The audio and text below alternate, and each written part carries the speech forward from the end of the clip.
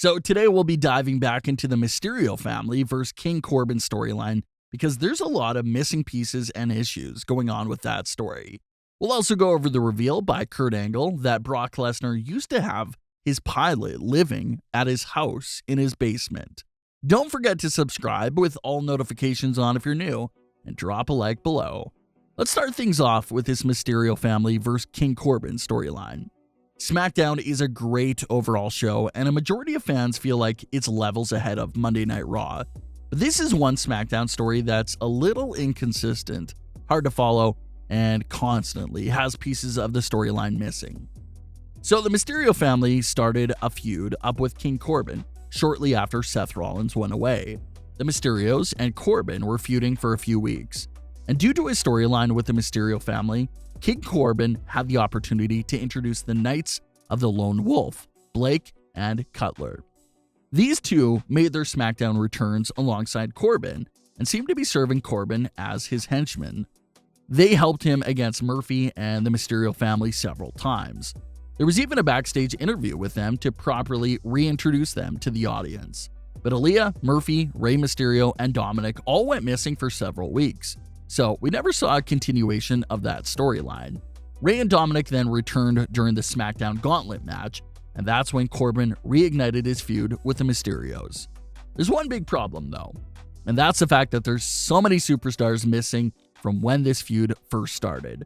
Aalyah and Murphy still remain nowhere to be found, and it's a little frustrating for the viewer because WWE has given no explanation or reasoning for their nearly 2-month-long absence.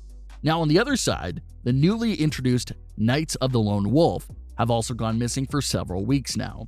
Of course, in classic WWE fashion, no explanation has been given to the viewers for the mysterious disappearance of Blake and Cutler. Corbin no longer mentions them. Commentary team doesn't explain their absence. It's like if they want us to forget they ever existed.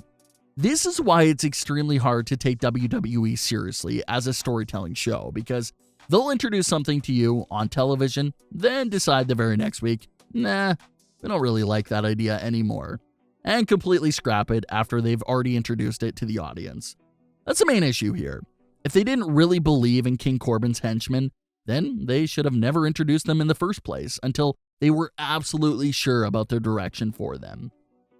This whole thing of introducing storylines and then changing your mind on them the next week makes it very hard to invest in the shows. Same thing goes for Aalyah and Murphy, who have been gone now since December 4th.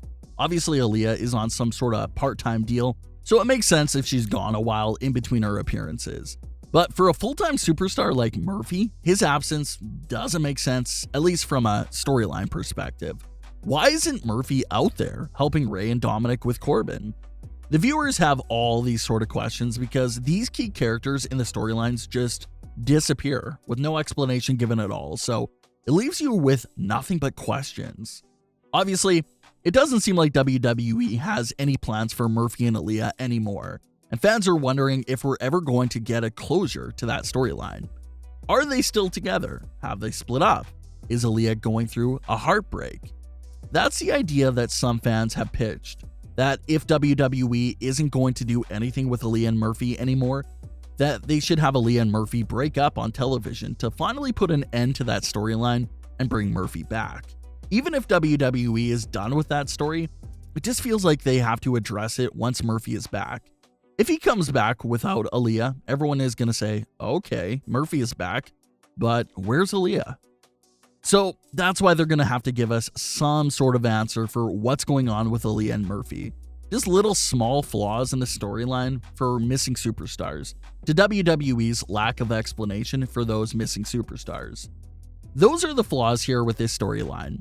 We'll see if WWE ever explains where the Knights of the Lone Wolf went and why Murphy and Aalyah have been nowhere to be found for several months.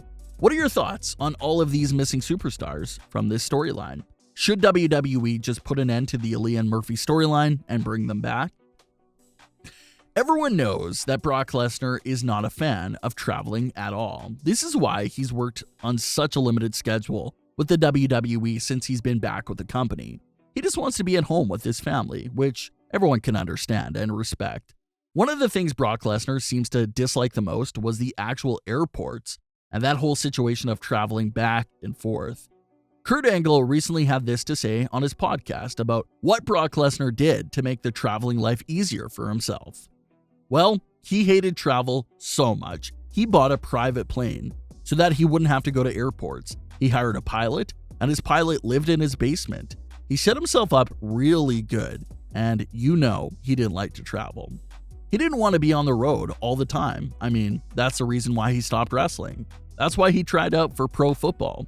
The NFL, because he wanted to be in a city where he could train and compete and not leave except for 8 weeks a year where he'd have to travel to another town to have a football game every Sunday.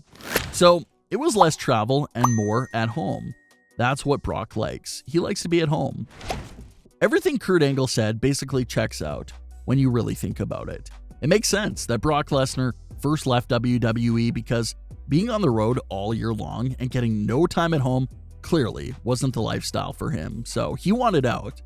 That's what led him to try out for the NFL because you only have to be gone on the road in the NFL 8 times a year. So compare 8 times a year to WWE's all year long traveling schedule. It was an easy decision for him to make. Brock made the practice squad but didn't make it to the NFL. That led him to UFC, and that's what made him really discover that part-time schedule. You only fight once every few months and get to be home for the rest of the time. That's why Brock Lesnar brought that UFC schedule back with him when he returned to WWE. He wanted to return to WWE, but only if they allowed him to work a similar part-time UFC sort of schedule, where he only had to compete every few months, and WWE agreed to it. That's when it seemed like he just bought his own jet and hired his own pilot to come live in his basement to make traveling even more easier for him. His jet was there, his pilot was at his house. He could just take off and go anywhere he wants without going through the hassle of an airport. So it was an absolute genius move, especially if you hate airports and traveling that much. Kurt Angle wasn't too specific if the pilot only stays in the basement when Brock Lesnar has a trip planned, or if the pilot actually lives there 24/7. You have to imagine that the pilot has his own family and his own life that he would like to get back to as well, so maybe it's a thing where the pilot has his own room in Brock's house and he can spend the night there before one of Brock's trips. That definitely makes the most sense. But what are your thoughts on Kurt Angle's big reveal about Brock Lesnar making the traveling so much easier for himself and the Mysterio storyline? Leave your comments, don't forget to subscribe with all notifications on, and leave a like if you enjoyed. Thanks for watching, guys.